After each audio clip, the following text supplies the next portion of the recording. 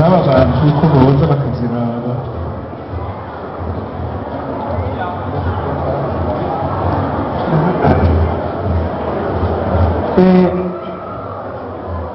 ingoma z'Uburundi ejo twarabasiguriye ingene zatanguye.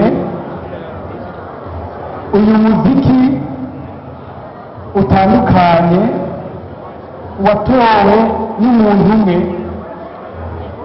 uwawutoye yari umwami w'i Burundi, kubera kera hataraza repubulika iwacu hatwarwa n'umwami, niwe yagaba abarundi bose.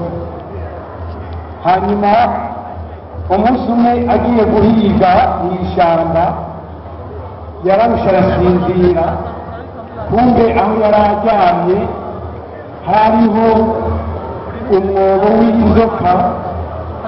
Hanyuma inzoka iyo ishaje iriyubura igasiga urushato rwayo rwa kera. Iyo nzoka yari yawushize kuri uwo mwobo wayo. Hanyuma umwami yikanguye ukuboko ariko ariyegereza, yumva hariho ritme zitandukanye, umudiho utandukanye. Aca araraba ivyo arivyo, asanga n'urushato rufutse umwobo. Hanyuma niho rero baca yumvira ati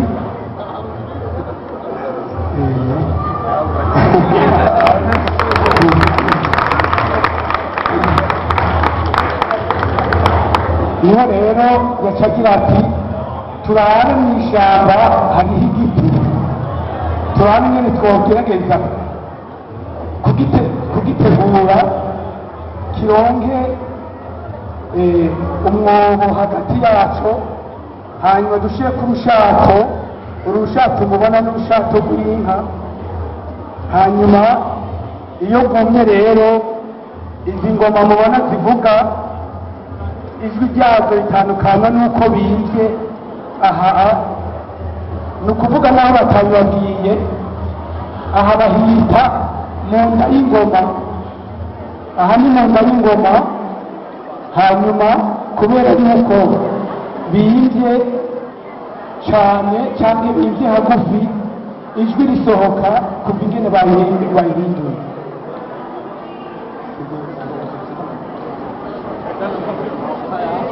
Allora, un po' di storia o di mitologia. L'origine di questo tamburo burundese risale al re del XVI secolo Ntarushatsi, che ha avuto questa idea in una visione, ma comunque questa mitologia o è storia non lo so, ha avuto questa visione di prendere un tronco di albero, farlo, incavarlo e coprirlo con una tela. Ecco, da lì poi alla corte reale hanno cominciato a suonare questo strumento, coprendo con la tela, visto che emanava un certo suono di un certo tipo. Poi